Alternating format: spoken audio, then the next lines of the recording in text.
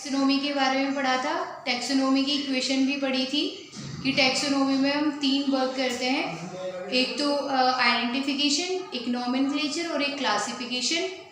और जो टैक्सोनॉमी के जो फादर होते हैं, फादर ऑफ टैक्सोनॉमी के नाम से जो पर्सन जाने जाते हैं, हम उसको कैरोलस लीनियस के नाम से जानते हैं। फादर ऑफ टैक्सोनॉमी कौन है? Carolus Linnaeus. ठीक है, उसके बाद आज हमें नॉमेनक्लेचर के बारे में पढ़ना है। नॉमेनक्लेचर एक ऐसा सिस्टम है जिसमें इस वर्ल्ड के सारे ऑर्गेनिज्म को नेम प्रोवाइड किया जाता है। ठीक है, अब क्या है कि हमें पता है कि इस वर्ल्ड में बहुत सारे जो लिविंग ऑर्गेनिज्म है, बहुत सारे हैं।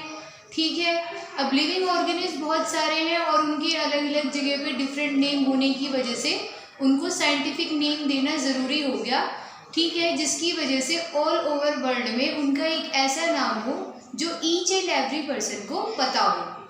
ठीक है, उसके बाद क्या हुआ कि साइंटिफिक नेम को बाय नॉमेनक्लेचर की कैटेगरी में रखा जाता है। नॉमेनक्लेचर तो हमें पता है कि वो सिस्टम है जिसमें लिविंग ऑर्गेनिज्म को नेम दिया जाता है, नेम प्रोवाइड किया जाता है। But why it is by nomenclature? By का मतलब होता है टू। ऐसा इसलिए बोला जाता है क्योंकि जो साइंटिफिक नेम प्रोवाइड किए जाते हैं उसमें 2 चीज़ होती है। वो नेम जो है वो 2 वर्ड से मिलके बनता है, और जो फर्स्ट वर्ड होता है उसको जीनस बोलते हैं और सेकंड जो वर्ड होता है उसको हम स्पीसीज बोलते हैं। ठीक है, जिस तरीके से आपने देखा होगा कि जो पर्सन है, ह्यूमन बीइंग्स हैं, उनके जब नेम होते हैं तो उसमें एक होता है फर्स्ट नेम, एक होता है लास्ट नेम। ठीक है, जो लास्ट नेम जो होता है उसको सरनेम के नाम से भी आप जानते हो, वो फैमिली में हर मेंबर का सेम होता है, और जो फर्स्ट नेम है वो डिफरेंट होता है। ठीक है, इसी तरीके से बाय नॉमेनक्लेचर में जब लिविंग ऑर्गेनिज्म को नेम प्रोवाइड किए जाते हैं तो उनके भी 2 ही वर्ड आते हैं नेम में। फर्स्ट वाले को जीनस बोलते हैं और सेकंड वाले को स्पीसीज बोलते हैं। ठीक है, अब कुछ रूल्स हैं जो बाय नॉमेनक्लेचर में फॉलो किए जाते हैं। अगर इनको इन रूल्स के अकॉर्डिंग नहीं लिखा जाता है, आपकी स्पेलिंग ठीक है, नेम ठीक है, बट आपने रूल फॉलो नहीं किए हैं, तो इसका मतलब है कि वो जो नाम है आपका गलत ही कंसिडर किया जाएगा अगर आप गलत तरीके से लिखेंगे। तो जीनस जो है उसको पहले लिखना होता है और स्पीसीज को बाद में लिखना होता है। जीनस के जब जीनस वाला वर्ड आप लिखेंगे तो उसमें आपको इस बात का भी ध्यान रखना होगा कि इस वर्ड की स्टार्टिंग जो है वो कैपिटल लेटर से होनी चाहिए, और जो स्पीसीज है उसकी जब आप स्टार्टिंग करोगे तो वो स्मॉल लेटर से की जानी चाहिए।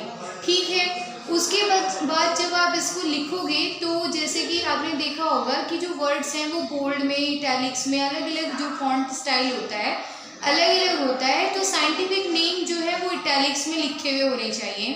ठीक है, उसके बाद जब हम इसको हैंड से राइट करते हैं बाय नॉमेनक्लेचर में, जब जो किसी का भी साइंटिफिक नेम हम हाथ से लिखते हैं तो उसको अंडरलाइन किया जाना बहुत ज़रूरी है।